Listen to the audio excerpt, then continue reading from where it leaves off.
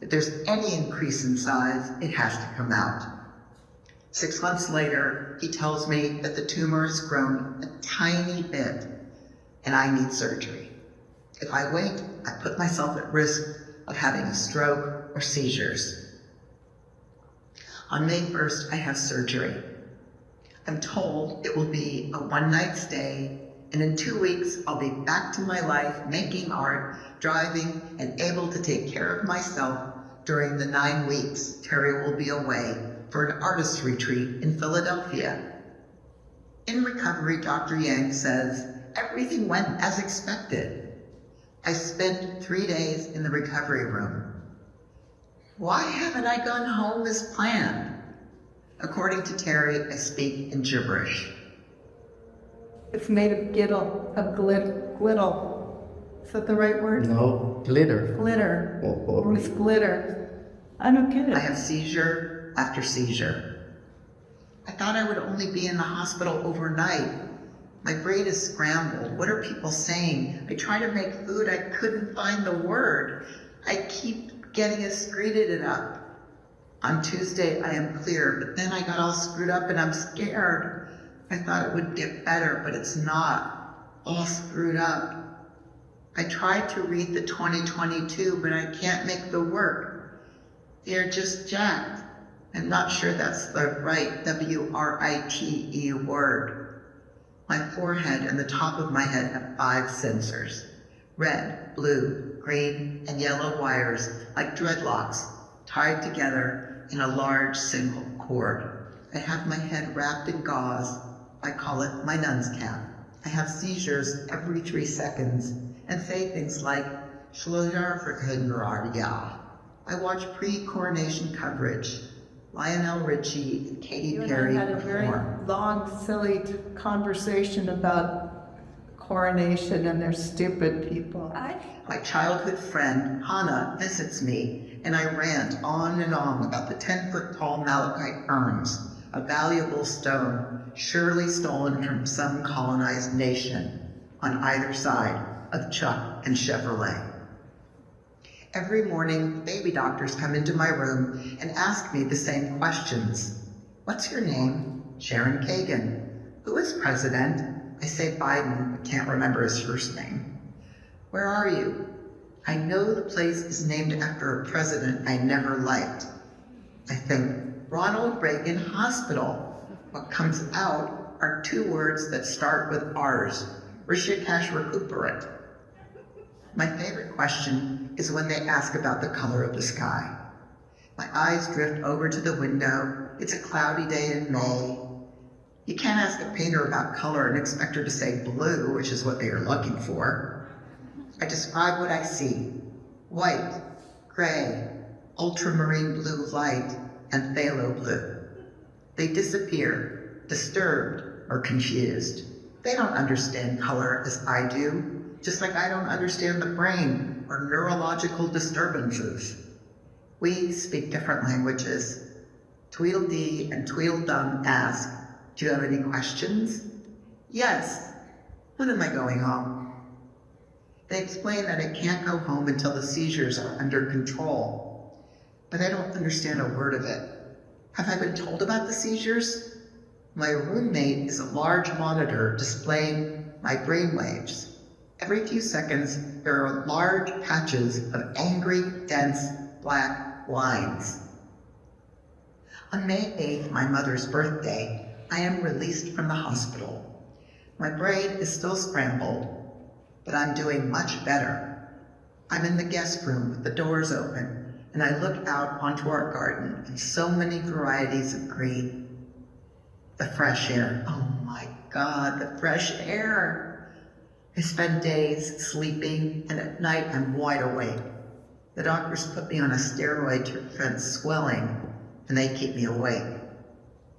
My legs are really weak from anti-seizure medications. I have to press myself up with my hands to get up. At the end of the day, I make some calls. Susan Hill sent me some John James embroider needles. Before surgery, I told her my plan to start embroidering the release me photos in my 2-week recovery. I stumble into the studio to find the threads for the embroider and the stretcher. I'm getting ready to spend some time embroidery, but I still need to find tools like sizers and the thing that helps put the needle into the threads. I think doing the embroidery will be helpful for my brain. Before the surgery, when I know Terry is leaving for Philadelphia on June 3rd, I plan an all-girls 70th birthday party. On May 9th, I go into party planning mode. It begins with massive decluttering, but bags and boxes flow out of the house. Terry is told the typical side effect of steroids is waking up in the middle of the night, old toothbrush in hand, cleaning the grout between the tiles. It's a time bomb waiting to go off once the drugs are finished. Terry gets a call from Susan, a friend and intuitive healer in Colorado. What the hell is Sharon doing? She's burning herself out. Stop her. I can only handle short visits. My visits with Sarah are my favorite. They're so much fun. I can't understand a thing she says. I lie in bed and listen to music, going in and out of sleep. Over Zoom, we get the lab results. No cancer, no need for further treatment, no chemo or radiation, and the confirmation that it was an osteoma. I will need to follow up with a neurologist to get another EEG to make sure I'm not seizuring. The doctors are insistent that my job for the next 2 months has to be resting and giving my brain time to reconnect the two sides. Seizure after seizure. Seizure after seizure. Seizure after seizure. May 20th, less than 3 weeks out from surgery, I wake up thinking about the dear maiden.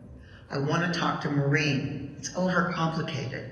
I know that she could make it modern and way more interesting. I see my new neurologist, Dr. Siegel. He tells me that I must have had extreme events for them to put me on Keppra 2,000 milligrams, Vinpac 200 milligrams, and one other I don't remember. I tell him I'm being over-medicated, and he replies, I'll be the judge of that. By the end of the meeting, he says, you're being over-medicated, as if it were his idea. Dr. Siegel tells me, you have permanent brain damage. It affects your executive functions. The exact function that can't locate the meaning of his words. You know that sensation when your pen is running out of ink? It skips and starts. That's the exact sensation of my brain, searching for words or organizing my thoughts. I'm learning how to walk, how to find balance. It's a matter of transferring my full weight onto one foot before I begin to move the other foot. 4 months after surgery, I begin a writing class, thinking I have lost all creativity. With the help of Taya, in October, I make a short video called Why Am I Here? Inspired by the recent attacks by Hamas in Israel and the response by Israel in Gaza. I write a poem. We turn it into an Instagram video. In November, Taya and I have gathered enough stories for the self-forgiveness video, Freedom from Entanglement. I keep telling myself and anyone who asks, I'm doing great, better and better every day. I now know that I was out of my mind. I won't be anywhere close to being great for another year. And yet, with Taya's help, we finished the second video. Seizure after seizure. Seizure after seizure. Seizure after seizure. And then, in 2025, this happened. I continue working on my recovery. I produced another short video, finished 3 of 6 embroidered panels of photos from Release Me. This morning, I woke up at 4 a.m., a story emerging. The harder I try to hold on to the pieces, the more rapidly they slip out of my grasp. All that remain are these words. I'm a pizza pie spinning in midair.